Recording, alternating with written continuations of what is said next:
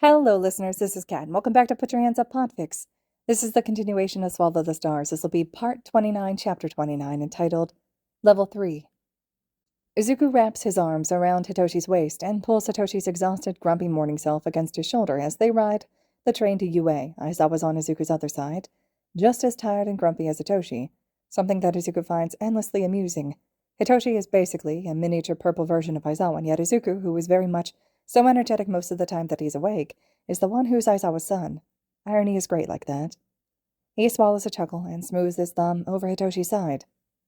Todoroki-kun texted me this morning, he says, mostly to Hitoshi, though he's sure that Aizawa is listening as well.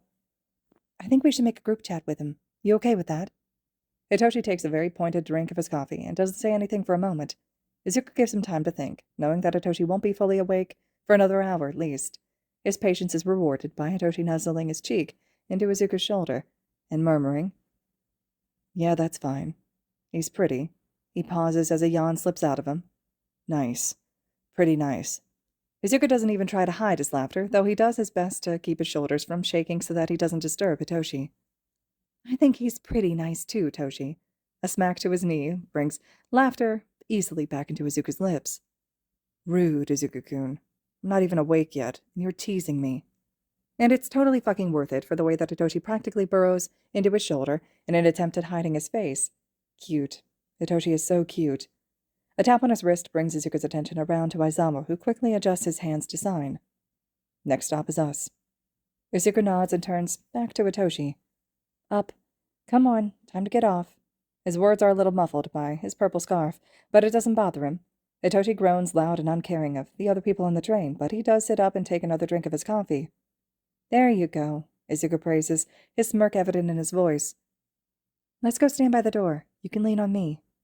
They don't even make it to the door before Hitoshi does just that, practically draping himself like a coat over Izuku's back and shoulders. You're ridiculous, he chides. And you're warm, Hitoshi shoots back, taking another precarious drink of coffee over Izuku's shoulder. Aizawa ruffles Izuku's hair, and when Izuku looks up, his dad's expression is soft. He doesn't say anything, but he doesn't have to. Izuku can read Aizawa's expressions just fine, and this one is fond and a little amused. When the train stops next, Izuku easily squats down, hooks his hands behind Hitoshi's thighs, and scoops him up onto his back. Hitoshi squeaks, and it's probably the best noise that Izuku's heard in ages. He's so glad that Hitoshi's head was tipped forward toward Izuku's good ear so that he could catch it in its entirety. Izuku, put me down. Despite his protests, Hitoshi doesn't struggle at all to be let go. Nah, Izuku says, giggling into his scarf, as he follows Aizawa off the train and into the station. This is good strength training for me. Are you calling me heavy? Hitoshi teases. I'm calling you gangly, Izuku retorts, adjusting his grip carefully as they walk out into the morning sun. He ends up carrying Hitoshi the whole way to UA, periodically leaning into Aizawa's side and striking up a conversation with the two of them. Neither Aizawa nor Hitoshi say much, but they also don't tell Izuku to stop talking, so he says whatever he wants, whenever he wants, and it's nice. He's not exactly a morning person either, but with how he woke up at 4:30 this morning, it's impossible for him to not feel awake by now. Not that either his dad or Hitoshi need to know that. They're an hour early again, but instead of retreating to the teacher's lounge, Izuku says goodbye to Aizawa in the hall and carries Hitoshi to the 1A classroom. He had finished his analysis of Todoroki's quirk this morning, long before Aizawa had woken up to make coffee and breakfast, and Izuku knows from the first day that Todoroki is one of the students who always arrives early for class. Not surprising. Izuku wouldn't want to hang around at home either if that home had Endeavor in it. But when they get to the room, the only student there is Bakugo. Ah, that's a conversation that Izuku still needs to have. Toshi, will you be right if I talk to Bakugo in the hall? He murmurs, tipping his head toward Hitoshi so that Bakugo won't be able to read his lips, just in case. Hitoshi hums and squirms his way out of Izuku's hold. Yeah, might fall asleep. Understandable. He squeezes Hitoshi's hand and watches carefully as he walks to his desk and plops down. As soon as Hitoshi's head drops into the pillow of his arms, Izuku turns his eyes to the blonde. Bakugo, he calls, shifting his posture so that he's angled partially toward the door. Can I talk to you out here? After narrowing his eyes almost suspiciously, Bakugo stands up and walks over to Izuku, and then past him out the door. Izuku follows for a few steps before snapping his fingers to get Bakugo's attention. Once he has it, he ducks down a side hallway, then another, and another, until they're in a narrow teacher's passage. maybe he shouldn't be showing another student where these are, but he doesn't think that it really matters in the grand scheme of things. This is just one UA secret among many. Bakugo leans up against the wall once Izuku stops walking, crossing his arms over his chest. You going to punch me again? He asks, red eyes narrowed. His cheek looks much better this morning than it had last night, thanks to Recovery Girl's healing and probably some bruise cream. Depends. Izuku shrugs and shoves his hands into his pockets so he doesn't start tapping his fingertips. Are you going to set off a nearly lethal explosion in my face again? A feral grin slips across Bakugo's mouth. It wasn't lethal. You dodged. Izuku snorts. I did say nearly lethal, and he still blew out my eardrum, fucker.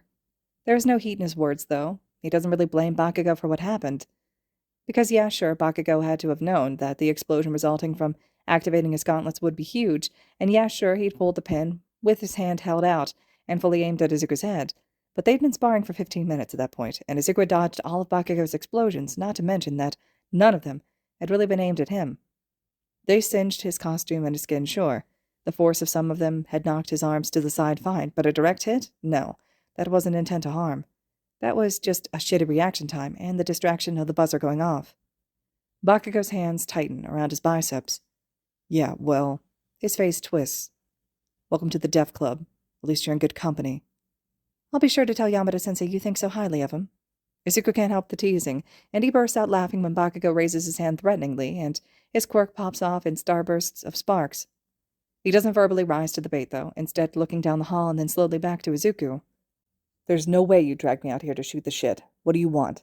Bakugo asks. His voice is gruff, but there's a steep cliff of hesitancy building behind his eyes. Izuku sighs, leans against the wall opposite Bakugo, not quite mirroring his posture, with his hands still shoved into his pockets, but trying to act casual regardless. Listen, about what you said on the first day. I don't know if I'm the Izuku from your childhood. I don't have a lot of memories from my younger years, and between you and me, I don't want them. Which is not a slight against you, I promise. It's just that I have a lot of bullshit baggage that I'm still working through, and I really, really don't need a surprisingly normal 4 years to drag up all the other shit. He sighs. So, I'm sorry for how I reacted. I just wasn't prepared to hear that I'd had even a chance at a normal life before everything. The hell does that mean? Bakugo asks immediately. Izuku just shrugs and looks away. Yeah, right. Whatever. You are him. I mean, you're you. I mean, fuck. God Christ. He pushes a hand through his hair and paces a small line along the wall. There's a picture of you in my house. My parents drag me to your grave every fucking year. Yours and your mom's. The point is, I know what you look like, even with that stupid haircut. I know your stupid fucking freckles and your stupid fucking eyes, okay? It's you. You used to be Midoriya. Midoriya Izuku. There's a very sudden lump in Izuku's throat at the idea of a dead mother that he doesn't remember, and actively doesn't want to. A mother who Bakugo apparently knows quite well, or at least used to. And then a family name as well. Something he hadn't been able to produce when Aizawa had asked him about it the night that they met. Izuku swallows against the feeling, not wanting to start crying here. Okay, he whispers, and his voice sounds thick and direct even to him. Okay, I believe you. He clears his throat, but fails to dislodge the lump there. Not raised under the best circumstances. Aizawa-sensei didn't raise me for most of my life. He's quick to say, just in case Bakugo gets any ideas. I'm not the child that you knew. Not even upset about having a grave, because that boy, that life, really is gone. He's dead and I'm not him, and I don't think I ever could be, but... He lifts his eyes to smile at Bakugo, and it's a little watery, but he doesn't care. That doesn't mean I'm unwilling to be friends with you now, if you want. Bakugo scoffs. What the fuck ever. Who said I want to be friends with a shitty quirk nerd like you? But he doesn't storm off down the hall, doesn't pop his quirk, doesn't break eye contact. That's a win and an open invitation as far as Izuku's concerned. Probationary friendship, then. Izuku isn't surprised at all when Bakugo rolls his eyes and starts walking away, and he laughs and quickly follows him back to the 1A classroom. There are more students at their desks now, Ida, Todoroki, Momo, and Kaminari, but Izuku largely ignores them and slips into a seat behind a sleeping Hitoshi. Still 30 minutes to class, but Hitoshi is slow to wake up, so Izuku starts rubbing his back to ease him into consciousness. How long have you two been dating? Momo asks, twisted around in her seat in front of Hitoshi. There's nothing unsavory in her tone, just open curiosity and something a little like tenderness. Izuku hums, pushing his fingers more firmly against the muscles along Hitoshi's spine. About a year. We went to middle school together, and became instant best friends after I punched one of his bullies in the face. He gives Momo a grin that he knows looks too much like Aizawa's to be anything less than a bit scary. To Momo's credit, she doesn't react to it at all. Detention was worth it. Hitoshi mumbles sleepily, as he's rubbing his eyes and he sits up, and tilts all the way back so that his head lands on Izuku's desk. Morning. Again. Momo hides a laugh behind her hand. Izuku smiles sweetly down at Hitoshi. Did you finish your coffee already? No, but it's cold by now. Hitoshi reaches blindly for his travel mug and hands it to Izuku, misinterpreting the question as a desire to take a sip. That hadn't been Izuku's intention, but he's not going to let an opportunity like this pass. Todoroki-kun. He turns in his seat to face the other boy, holding out the travel mug to him. Would you please heat this up? Hitoshi's a baby, and he doesn't like cold coffee. Hitoshi lets out an indignant noise and mumbles something about lukewarm coffee, but Izuku just rests his hand over Hitoshi's mouth to cut him off and gives the best puppy eyes he can to Todoroki. Their text conversation in the early morning hours had been Izuku gushing about the discoveries he had made about Todoroki's quirk, all thanks to a hidden and hard-to-find video of Todoroki Rei's quirk usage, and promises to tell Todoroki about it in thorough detail during free period. Turns out that Todoroki probably does release a chemical or a gas or something that is susceptible to extreme temperature changes, and it's just that his body is split down the middle on how to direct those temperatures. One side is cold activation, the other is heat activation, but Todoroki isn't burning oxygen or freezing water, and it's so fucking cool. Showing nothing but his usual blank expression, Todoroki takes the travel mug from Izuku and holds it in his left hand. Izuku watches closely, but there are no flames to see, and everything that Todoroki is doing is currently invisible. But when he hands the mug back, there's steam coming from the opening in the lid. Hitoshi takes the mug. Before Izuku can say anything, he mumbles a quick and irreverent, "You're amazing," before taking a sip of the now-hot coffee. The praise makes Todoroki blink quickly and look away, but he keeps his body angled toward the conversation that Momo ropes Izuku back into. The rest of the class slowly filters into the room as minutes tick down to the starting bell. Then Aizawa walks in with a glare, and everyone shuts up and finds their seats. All right, brats. We're going to spend homeroom determining something that will affect the rest of your lives. Dramatic, but okay, as if everything they do here at UA isn't already going to directly affect their futures. You're going to vote for class representatives. Oh, thank God, Sarah says under his breath. It's something normal. Izuku's quick to write down Momo's name on a slip of paper and put it in the collective bucket, and he watches interestedly as Aizawa puts tally marks next to names on the chalkboard. As he pulls the papers out, he's not expecting or really wanting to get any votes, which is why it shocks him speechless when he keeps getting them. 5 votes total. What the fuck? Izuku, Aizawa says. You're the class president. Yayorozu vice president. Congratulations. Spend the rest of homeroom being quiet. He promptly shrugs into his sleeping bag and drapes himself across the front table to attempt a nap. Izuku desperately wishes he could do the same. Who the hell voted for me? He whispers. I did, Hitoshi says. I did too. Momo turns around with a smile. Me, Todoroki offers. Izuku buries his face in his hands to hide his blush. You guys, he whines. I don't know anything about being class president. Momo laughs lightly behind her hand. It's all right, I'll help you. It's really not difficult. I think you'll do great. You're very smart, and you already know a lot about our class. Being attentive and a good listener are excellent qualities for any class president. That just makes Izuku blush harder. I just wanted to hear you whine about it, Hitoshi offers, which earns him a smack on the arm. Jerk. Morning classes pass without issue. Even with Hisashi taking over fundamental heroics, not a single student questions his presence or All Might's absence. Not a single student had an issue with the change, and everyone is eager for a chance to actually test their gear in a safe environment, even though it means not reviewing the footage after their battle trials. At least until later.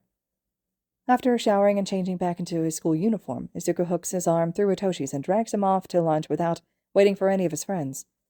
There's someone he needs to find today, and he's not willing to waste even a moment getting there. Christ, Izuku, what's the rush? Hitoshi asks, though he doesn't really resist the quick pace that's just this side of running. That eager for lunch rush's food? A fair question, with fundamental heroics right before lunch 3 days of the week, providing an excellent opportunity for Izuku and his classmates to work up an appetite. Lunch rush has very firmly moved to the top 5 of Izuku's favorite heroes. Aizawa's obviously first, Hisashi obviously second, and Auntie Kayama's obviously third. Lunch rush is a solid 4th. Fuck, his food is good. Yeah, but I'm also trying to find someone, Izuku says, eyes sweeping the cafeteria as they enter. I missed lunch yesterday, and I don't want to seem like I'm avoiding him. Hitoshi frowns, tilting his head like he's trying to piece a puzzle together. All right. Food first, then we can look for him while we're in line. God bless Hitoshi, honestly. There are no unnecessary questions, no poking or prodding for information that isn't really freely given. Just an easy acceptance and an understanding that Izuku will tell him when he's ready, not to mention the immediate offer to help. Izuku loves Hitoshi so much. They get through the line mostly because Hitoshi guides Izuku by their linked arms, then Izuku orders for him. Lunch Rush knows by now to put Izuku's food on Aizawa's tab, so Izuku can even keep his eyes out while Hitoshi is paying. And then, just as they're stepping away to find a table, Izuku spies who he's looking for. Amajiki-senpai, he calls, dragging Hitoshi over to the third ear. Amajiki's head whips up, a flash of fear and then trepidation running across his face before recognition sets in. Izuku slows down as he approaches, not wanting to scare his shy senpai into hiding away. Hi, Amajiki-senpai. I wanted to find you yesterday, but I wasn't able to make it to lunch. The girl sitting across from Amajiki gasps when she turns to Izuku. Oh my god, are you the little Kohai Tamaki-kun told us about? The quirk analyst? Sit, and your friend too. Izuku takes the invitation with a bright smile and a short bow, making sure to sit next to her as a buffer for Hitoshi. You're adorable. Tamaki-kun, why didn't you say you were so cute? Wait until Miryu-kun meets you. He's going to be beside himself. There is a firm blush on Izuku's cheeks from all the attention. I'm Aizawa Izuku, and this is Shinso Hitoshi. It's nice to meet you. Heido Nijiri. Oh my god, and you're Aizawa-sensei's kid. She looks like she wants to pinch Izuku's cheeks, which Izuku definitely does not want. Nijiri, Amajiki says, voice quiet but still admonishing. You're too loud. Give him space. Loud isn't the word that Izuku would use, since she's sitting on his left, but he's grateful for the space that Amajiki's interruption provides. Hitoshi slings an arm over Izuku's shoulder, and thank God Izuku's already blushing because that little show of protective possessiveness makes Izuku's chest warm, and he uses that hand to point at Amajiki. You're the friend with the manifestation quirk, right? Izuku talks about you a lot.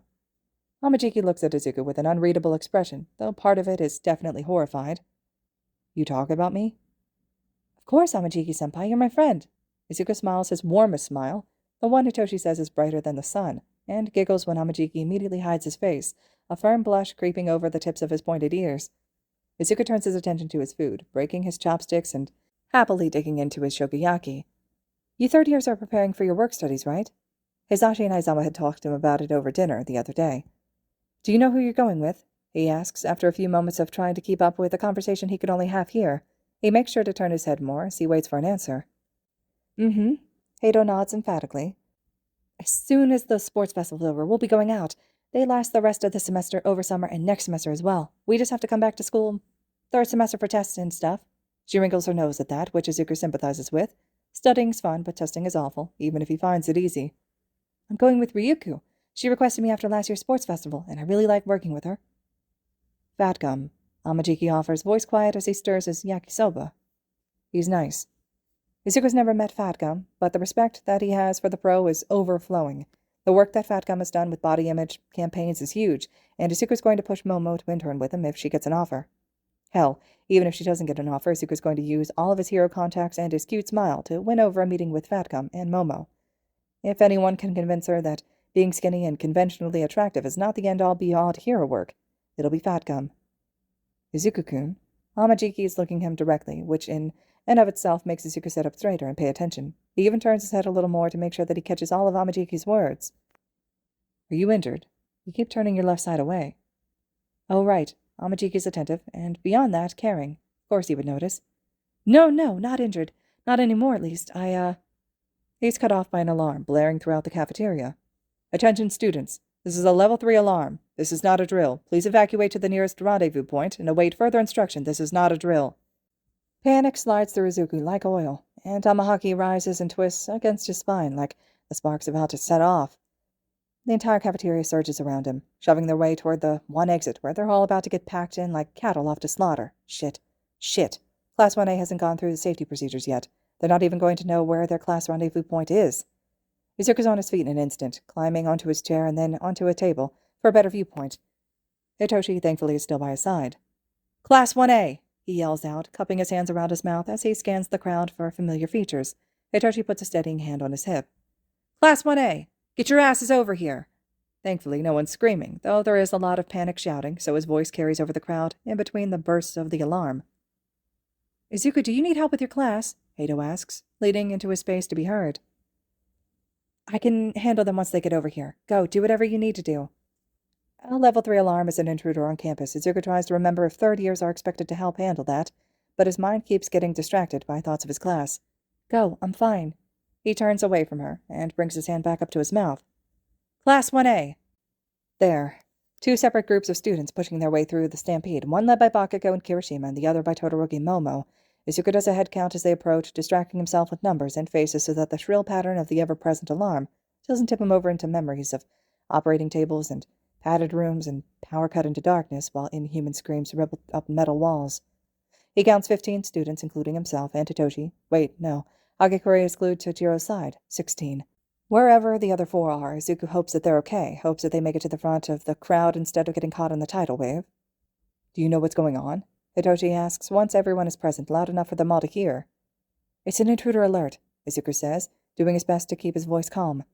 In a normal scenario, one where the upperclassmen aren't idiots, first years evacuate at the head of the line, then second years, third years sometimes have to go handle the situation with the teachers. His gaze sweeps the rest of the room, eyes catching on the bottleneck that is the doorway and the hall beyond. But we can't get out right now, so we're going to do the only thing that we can. Keep eating? Kaminari asks. The nervousness in his eyes lets Izuku know that he immediately is trying to cope in the only way he knows, attempting humor. Izuku shakes his head, jumps off the table, patting Kaminari on the shoulder. Nope. We're going to go find the only other pro hero stuck in here with us. Fingers slip through his own, and Izuku looks over at Hitoshi. There's a careful expression on his face, calm and collected despite the understanding set deep into his eyes. If anyone can figure out that Izuku is bulldozing his way past a panic attack, it's going to be Hitoshi. But fuck, Izuku doesn't want to have another panic attack. 2 in the span of 3 days would be such a quick regression it would give him whiplash. He's been improving. He's been getting better. He is absolutely going to have to go cry in Kiyumi-san's office after this. Come on, Izuku calls, waving his hand so that even those in the back can see him. Amahaki surges against his ribs and spills down his arm, twisting around bones so tightly that Izuku's sure that they're going to break. But they don't. They never have. Not with his gloves on, at least. Izuku takes Hitoshi's hand and leads the way to the kitchens. He doesn't even pause, opening the door. Lunch rush! We're sheltering in place. The pro hero is immediately there, appearing from around a corner. Can't get out? He asks, his voice is muffled and tiny behind his mask. Izuku shakes his head, and Lunch Rush raises his hands to direct Class 1A forward. Right. Come this way, come on. Go around that corner and sit on the ground. Izuku lets Lunch Rush take over, but he stands off to the side so that the rest of the class can go first. Momo joins him, helping to direct everyone while Izuku does another head count and looks over everyone for injuries. There's a bruise forming high on Sero's cheek, but it doesn't look like anything broke with the impact. Ida's limping, but again, nothing serious, thank God. The alarm is still going when the last of the present students file past, and Izuku takes a moment to breathe. His free hand taps out a rhythm with his fingers and his thumb, and he leans hard into Hitoshi's side, seeking out warmth and the reassurance that he's still there, that he's safe. You did good, Izuku, Lunch Rush praises, briefly setting a hand on Izuku's shoulder. Go join your classmates. Let me handle this. Absently, Izuku nods and steps away from the door, leading Hitoshi and Momo into the room with everyone else. He squeezes Hitoshi's hand before letting go and approaching the only classmate that he couldn't check for injuries. Hagekure, are you hurt? He asks as he crouches down beside her, reaching out to set a hand on her arm. No. She seems to be shaking her head, and her hand settles on top of his. No, I stuck close to Jiro-chan the whole time. We were in the middle of the group. Izuku smiles at that. Good, I'm glad. With a quick nod, he gets to his feet and returns to Hitoshi, who had found a spot on the floor beside Todoroki. Izuku all but collapses next to him, every string holding him upright, just snapping and letting him fall. He winces, pushing the heel of his hand against his ribs, where Amahaki writhes unhappily, still responding to the stress of the moment and Izuku's desire to protect his classmates. Are you okay? Hitoshi's hand fits easily over Izuku's and starts to rub the area. Doesn't ease any discomfort, but Hitoshi is warm and solid and caring, and Izuku sags against him. Doesn't even have the energy to blush when Hitoshi gathers him close, all but tucking Izuku into his lap. Mostly. The alarms are a lot, and Amahaki is fucking... He hisses between clenched teeth when the pressure moves from his ribs to his shoulders. Restless, he finally grits out. Todoroki moves closer, slipping around Hitoshi's side until he's mostly in front of Izuku. It's kind of funny watching him do his best to move without getting to his feet, clearly taking Lunch Rush's instructions of sitting down to heart. Amahaki is your quirk, right? He asks, watching Izuku carefully for a moment before glancing at Hitoshi and then back down. Izuku nods. Yeah, it's, pretty sentient. Really sentient. Like Tokiyami's dark shadow but under my skin and in my head. Which sounds insane, Izuku knows, given everything that Amahaki can do. The dense gravity manipulation seems like one quirk, and the sentient being inside of him seems like another. God help Class 1A if they ever find out that Amahaki can break apart and reform Izuku's body when it possesses him. That shit isn't going to be easy to explain away. And it hurts? Izuku's shoulder tips down, a conscious move away from the increase of mass there. Immediately, Hitoshi moves his hand up and carefully massages the area. Not always. Right now, though, yeah. Todoroki looks down at his hand, seems to decide something, and then raises his eyes back to Izuku. You get frostbite from quirk overuse, right? Would heat help? Oh, he's offering to use... Izuku kind of blanks at the offer. Yeah, sure, he'd asked Todoroki to use his left side this morning for Hitoshi's coffee, but that hadn't been an offer, just a kind response to a request. In the end, it's Hitoshi who decides for him, taking Todoroki by the wrist and moving his hand to Izuku's shoulder. Yes, it probably would. Please and thank you. He wraps both arms around Izuku's waist and holds him close, cheek resting at the top of Izuku's head. Warmth floods from the contact of Todoroki's hand. It's lovely, and he melts into it, hissing out a breath of relief as his muscles unwind and Amahaki eases up and slinks back to settle weightlessly into the spaces between his ribs. After waiting a few moments to make sure that the god doesn't get any ideas about causing more problems, Izuku slowly reaches up and takes Todoroki's hand from his shoulder. Thank you, he says, keeping Todoroki's hand in his own. Is this okay? Todoroki blushes, so faint it's hardly noticeable, but the dusting of pink is impossible to miss when Izuku is watching him so closely. He opens his mouth to say something, but closes it quickly and just nods. Good. Perfect. Izuku's going to make Todoroki a normal teenager, and he's going to start with getting him used to positive physical contact. Izuku squeezes Todoroki's hand and sinks into Hitoshi's embrace, and panic has never felt so far away from the edges of his mind. He could probably fall asleep, actually, if not for how aware he is of the alarm still going off and the fact that there was or is an intruder in the school. Takes nearly another 15 minutes for the alarms to finally stop. Lunch rush comes into the room then, head turning as he seems to take in the students sitting on the floor along the line of counters. Principal Nezu says the intruders have been dealt with. It was apparently just the press at the front gates, he says, nodding when half of the class lets out a sigh of relief. It's safe for you to return to class now, but if you want to wait a few minutes, I can have some bentos made for you since lunch was interrupted so early. Izuku locks eyes with Momo, someone who needs to eat for a quirk and also someone who is supposed to help him manage their class. She nods, and Izuku says, Bentos would be great, Lunch Rush. Could you make 20 of them? Some of our classmates aren't here. Of course. Just give me a minute. 6 minutes later, and 4 bags of bentos heavier, Izuku leads Class 1A out of the cafeteria and back to the safety of their home room. All right, listeners, this concludes Chapter 29 of Swallow the Stars. Chapter 30 is next, which will be the USJ chapter. Let me know your all's thoughts and reactions so far. As always, thank you so much for listening.